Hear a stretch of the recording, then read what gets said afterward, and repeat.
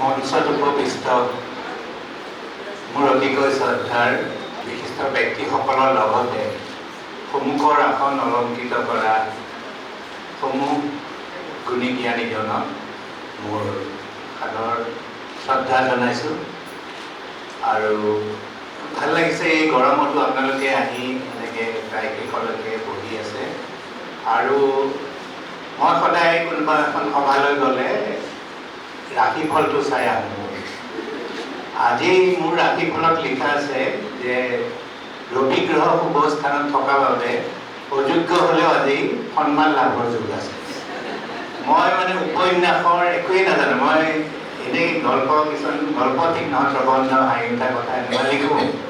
এইটো মানে বহুতৰ তাগিদাতহে লিখিবলৈ লৈছিলোঁ আৰু 4খন মোৰ কিতাপ ওলাইছে বাৰু, কিন্তু মই উপন্যাস লিখিবলৈ বহুত চেষ্টা কৰিছিলোঁ। উপন্যাস মানে মোৰ লগৰ এজন ডাক্তৰ সৌৰভ ভূঞা বুলি, মোতকৈ এবছৰ সৰু, তেওঁ 2খন লিখিলে। তেওঁক দেখি মোৰো গা উঠিল। মই মানে এখন অলপ 4 পেজমান লিখি পেলাই মোৰ বাইদেউক দেখুৱাওঁ মই সাধাৰণতে প্ৰথমে, বোলে এইখন এনেকৈ আৰম্ভ কৰিছোঁ, এইখন হ'বনে? কৈছিলোঁ এইখন এখন আত্মজীৱনী টাইপ, মই সৰুৰে পৰা কি কৰি আহিছিলোঁ এইবিলাকে লিখি আছিলোঁ, গতিকে কৈছে এইখন নহ'ব এইবিলাক।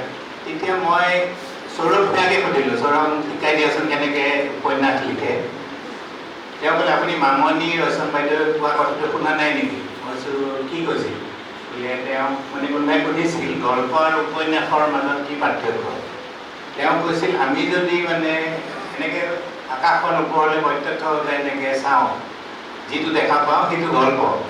আৰু যদি আমি এনেকৈ ৰাস্তাত আমাৰ পানী জমা হৈ আছে, পানী চাই পেলাই যদি আমি আকাশখন চাব খোজোঁ, সেইখন উপন্যাস। তাৰমানে উপন্যাস লিখা ইমান সহজ নহয়। গতিকে মই আহি পেলাই আমাৰ ঘৰৰ ৰাস্তাটো আমবাৰী বানপানী হৈ থাকে, তাতে গৈ পেলাই মই এই পানীত চালোঁ, গোটেই বোকা হৈ আছে, একো দেখাই নাপায় আকাশৰ ওপৰত। গতিকে মোৰো তেনেকৈ উপন্যাস লিখা নহ'ল। সেইকাৰণে মই যিয়ে উপন্যাস লিখে তেওঁলোকক মানে বহুত সম্ভ্ৰম কৰি চলোঁ, মানে শ্ৰদ্ধা জনাওঁ। আৰু আজি এটা নতুন নাম সন্নিৱিষ্ট হ'ল ৰিজু বৰা, তেখেতৰ আগৰ মই পাইছোঁ লিখনি, তেখেতৰ বহুত মানে অনুৰাগী আছে। গতিকে তেখেতে যে এই দেশ সেৱাৰ মানে মোৰ দেউতাই কৈছিল দেশ সেৱাৰ বহুত পথ আছে, সকলোতকৈ উত্তম পথ হৈছে সাহিত্য সংস্কৃতিৰ সাধনা কৰা। গতিকে তেখেতে ইমান কৰ্মব্যস্ততাৰ মাজেৰে এইবিলাক যে সাহিত্যৰ কামত লাগি আছে, তেখেতক মই ধন্যবাদ জনাইছোঁ। আৰু এটা ভাল লাগিছে মানে ইমানখিনি মানুহ মানে এনেই প্ৰেছ ক্লাবত একদম শেষৰ চকীখনলৈকে ভৰি নাযায়, আকৌ তাতে 2খনমান বাহিৰৰ পৰা আনিও দিছে।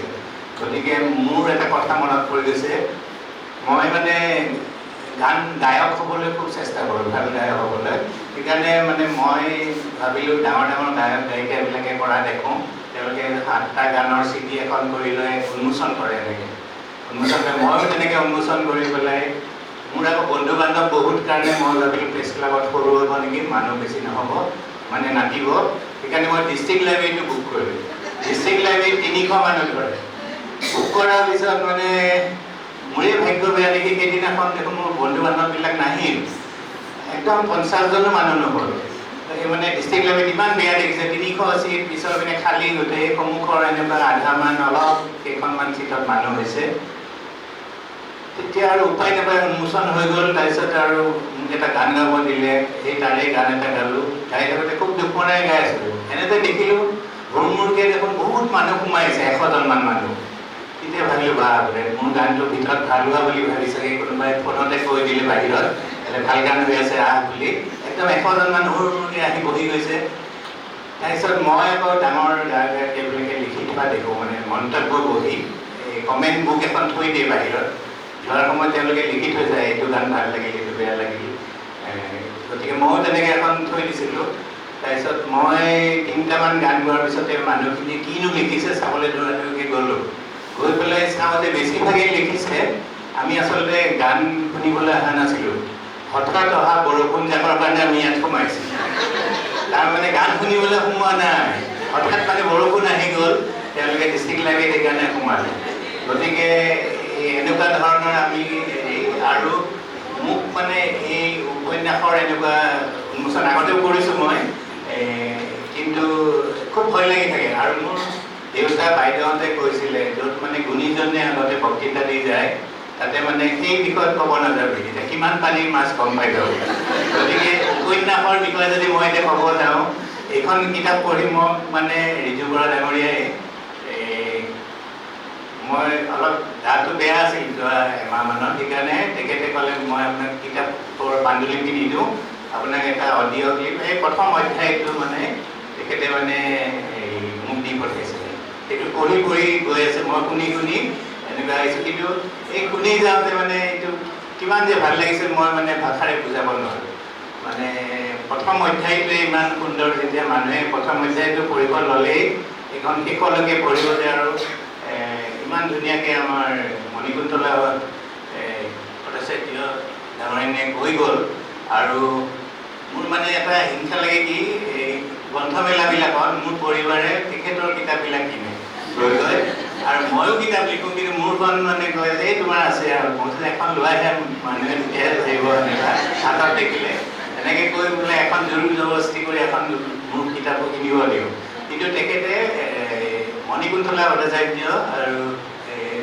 থংচী চাহাবৰ মানে এইবিলাক খুব বিচাৰি ফুৰে গতিকে মানে আচলতে অনুশীলন যে লাগে সাধনা লাগে এই সাধনাটো ক'ৰ পৰা কৰিছে মই নাজানো ইমান সুন্দৰ তেখেতৰ লিখনি হৈছে এইখন আপোনালোকে নিশ্চয় পঢ়িলে গম পাব একেবাৰে এইখন এখন অসমীয়া সাহিত্য জগতত এখন ডাঙৰ হেৰি হ'ব মানে আমাৰ নতুন প্ৰজন্মলৈকে সকলোৱে যাতে এইখন পঢ়ে তাকে কামনা কৰিছোঁ আৰু মোক যেতিয়া ৰিজু বৰা ডাঙৰীয়া এমাহমান আগতেই ফোন কৰিছিল তেতিয়া মোৰ অলপ অসুখ হৈ আছিল মই কৈছিলোঁ মই মানে গৈ যামেই কিন্তু কথা ক'ব পৰা নোৱাৰোঁ এইটো মানে আজিয়ে ক'ব পৰা নাই মোৰ মানে মুখৰ ভিতৰত বহুত অস্ত্ৰোপচাৰ হৈছিল এনেকুৱা গতিকে মোৰ মানে 18 তাৰিখে এখন এই ভূপেন্দ্ৰ সংগীতৰ ওপৰত মানে এটা 8টা গান মই গাব লাগে হেৰি কুমাৰ ভাস্কৰ নাট্য মন্দিৰত তালৈকে আপোনালোকক নিমন্ত্ৰণ দিলোঁ 18 আগষ্টত দেওবাৰ গধূলি 6টাত যদি পাৰে যাবচোন আৰু এই যে অস্ত্ৰোপচাৰ কৰাৰ পিছত মই ঠিকমতে গান গাব পাৰি আছোঁ নে নাই চাবৰ কাৰণে এটা গান গাওঁ নেকি বাৰু এইটো মানে যদি আজি গাব পাৰোঁ তেতিয়া মই নহ'লে এইটো ডেটটো কেঞ্চেল কৰিব লাগিব এই বস্তুটো মই লগত আজিকালি লৈ ফুৰোঁ তাৰমানে এইটো মিউজিকটো বাজি যায় আৰু তেতিয়া মোৰ গাব অসুবিধা হয় এইটো মোৰ বন্ধু এজনে দিছিল সংগীতাকো দিছে মোকো দিছে এনেকুৱা এটা গতিকে এইটো সৎ ব্যৱহাৰটো কৰি দিওঁ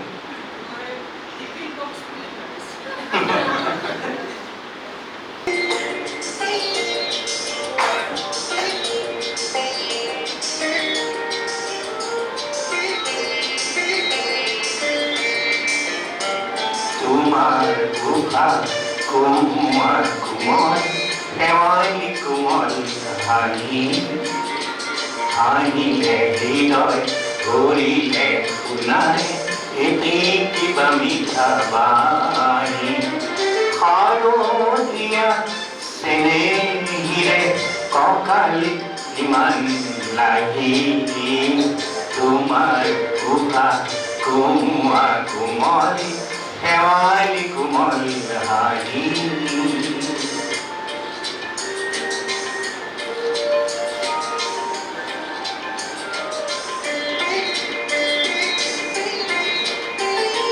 হঠাৎ আজি গালো মই মৰম খনাহি তাকে শুনি চেনেহী উখল মাখল বালিত নাচে আমাক জোকায় এটি সৰু বালি মাহি তোমাৰ বুখা কোমল কোমল শেৱালি কোমল হাঁহি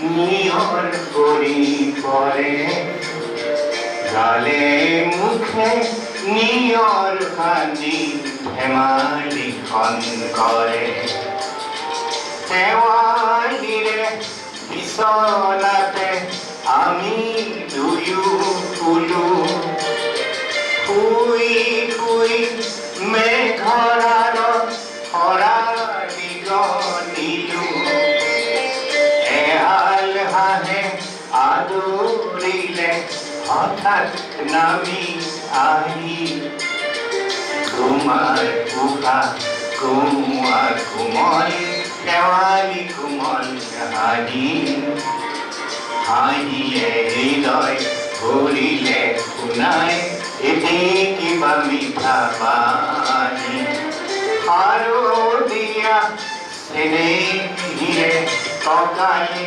ইমান লাগি তোমাৰ উশা কোমোৱা কোমল শেৱালি কোমল হাঁহি ইমান ভাষা কৰি মই আজিলৈকে কোৱাই নাই গতিকে এইটো 18 তাৰিখলৈ গাব পাৰিমনে বাৰু আৰু আজি আৰু এটা কথাই মানে একদম হৃদয় চুই গৈছে যে আমাৰ মণিকুন্তলা ভট্টাচাৰ্য ডাঙৰীয়াই যেতিয়া কিতাপখন উন্মোচন কৰাৰ আগতে বিজু বৰাই তেখেতৰ মাতৃৰ হাতেৰে যে এইটো কিতাপখন ওলাই দিছে চুই দিছে এবাৰ এইটো মানে এই আমাৰ এইটোৱে জাতিৰ সংস্কাৰ এইটো মানে এই সংস্কাৰ আমাৰ অসমীয়া জাতিৰ আছে গতিকে তেখেতে আৰু আগুৱাই যাওক আৰু হাত ধৰি আছে ইমান সুন্দৰকৈ তেখেতক মই শলাগ লৈছোঁ এখন কথা মানে ভাল হ'বলৈ হ'লে হাত ধৰোতাজনৰ বহু মানে কাম থাকে তেখেতে ধুনীয়াকৈ সভাখন আগুৱাই নিছে গতিকে মই অসমৰ ৰাইজে যাতে আকৌ নতুন কিতাপ পায় তেখেতৰ পৰা আৰু অহাবাৰো যাতে এই ঠাণ্ডা দিনত পাতিব মোকো যাতে মানে মাতে কাৰণ ইমান ধুনীয়া পেকেট খাব মানে এনেই আজিকালি মই পেকেটবিলাক নাখাওঁৱেই আজিকালি গোটেইখিনি খাই দিলে সেইকাৰণে এই অহাবাৰ সেইটোৰ কাৰণে হ'লেও আপুনি মোক মাতিব সকলোৰে ভাল হওক সকলো সুস্বাস্থ্যৰে থাকক তাকে কামনা